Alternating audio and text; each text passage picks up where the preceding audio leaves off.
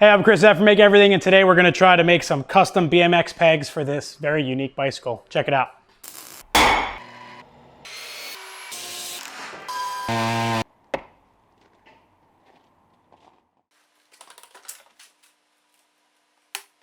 So this part right here on a bicycle frame is called the dropout, and this is where the axle for the rear wheel goes through it. Now on this one, you can see there's almost like a guard there, and I think that's to keep people from taking the rear wheel off without using a deep socket like this.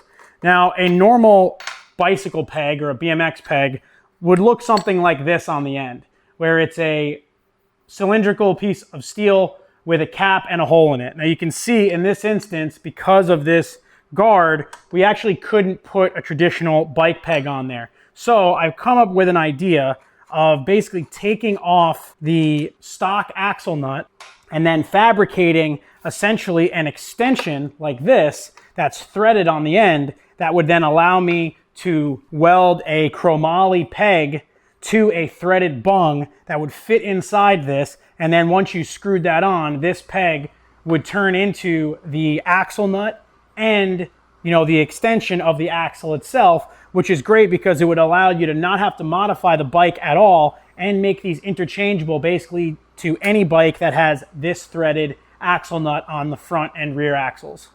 To make the pegs, I've got some 4130 chromoly from my friends over at Online Metals, and this is going to make a really strong peg that's going to withstand the abuse of hitting into a ledge or a rail.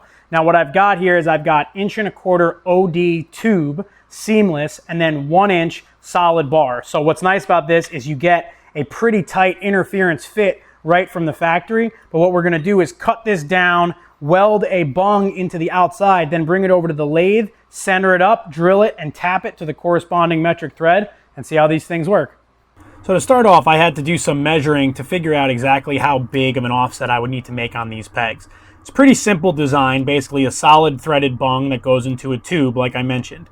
Now the offsets are different on the front and the rear, so I just have to make sure that I make them specific for them, and the threads are also different, but I want the pegs to be the same length once they get off that bung. Once I drew the stuff up, I could go ahead and start cutting out the parts. Like I mentioned, I'm using chromoly for this because it'll be a little bit stronger and more resistant to cracking and bending, and I think overall it's going to end kind of with a better product. So I cut up the solid bar, and then I went ahead and started cutting up the tube. I went with DOM tube that was seamless so that I wouldn't have any weld seam in there that I'd have to combat when I was putting in those bungs. I used a deburring tool to clean out the insides of those cut edges, and then I could go ahead and clean up the bungs over on the grinder.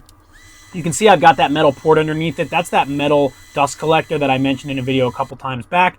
Came out really great and it works awesome. So if you're doing metalworking, definitely look into one. It's called a Magnamatic. Then I went ahead and hammered in these bungs into the tube. There was a really good interference fit on these straight from the factory, which was awesome. It made sort of lining things up that much easier. Then I could go ahead and weld these in on that edge. I turned my welder up pretty high. I think I had my wire speed a little bit too high though, because I was getting a kind of like globby up weld. But this is all going to get ground down, and I made sure to penetrate really well into that tube while I was welding it. So I think it's going to be fine. Before bringing these over to the lathe, I brought them up to the belt grinder and just ground off some of that weld, and then you can sort of see my process here. Now on the lathe, they were already pretty well centered, which I was happy about, and then I could go ahead and turn them down, turn down that weld, and turn down the actual bung section just a tiny bit so it'll fit a little bit better in the dropout. Now turning down the weld on the lathe is not super necessary, but I decided it would kind of give the cleanest result. I wanted these things to sort of look like a factory part. The real reason that I need to be on the lathe though is that I can drill and tap out this 1-inch solid bar. Now these are going to be metric threads. One is going to be an M9x1 and the other one's going to be an M10x1. So I drill them out to the corresponding tap drill size, and then I actually just use the lathe on the slowest speed, which is about 80 RPM, to tap forward and then reverse the lathe so that I can back the tap out to power tap those. It worked out really good, and the first one I did was for the M9s, and now you can see the bung is a little bit shorter on this one. This is for the M10s for the rear. I go ahead and put a little chamfer on both sections as well. I use a spotting drill, then a regular drill, and then I can go ahead and tap this with that M10x1 tap once I drill this out. Tapping on the lathe like this is awesome. It's pretty fast and gives a really clean and clearly concentric result. You can see how square everything is turning. Now, in order to give a little bit extra strength, I wanted to do some plug welds on these as well. So I drilled in from both sides, and while I was up in the drill press vise, I also drilled straight through the peg so I could put a screwdriver through it to actually tighten them onto the bike. I drilled a pretty deep hole with like a 3/8 inch drill bit, and then I filled that hole with a nice penetrating weld. This is just going to add that much more support and give a little more weld surface to the pegs just to keep anything from potentially breaking. And like I said, those holes are going to be useful for when you actually go to put these things on the bike. Now, once those welds had cooled down, I just do some deburring, make sure that my screwdriver will fit, and then I can actually bring these back over to the lathe where I can turn down that plug weld and make these things nice and smooth and finished. I started by turning them kind of backwards, and then I grabbed the bung itself and did one last little turning operation to give them that uniform sort of machined look. Obviously, I didn't need to get like a super clean finish on them, but it did look a lot nicer having them, you know, not have mill scale and just be this sort of polished, almost chromed look. Now, the axles were already bent on this front wheel, so that's just going to have to correct itself over time, and then you can see the way I'm able to use that screwdriver to tighten these down. Again, like I mentioned, these are going to act as the axle nuts and as pegs, and overall, I'm super happy with how these things came out.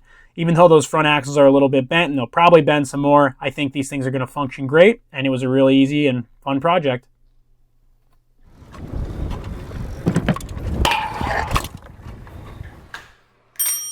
All right, we're done. So this worked out exactly as I wanted it to.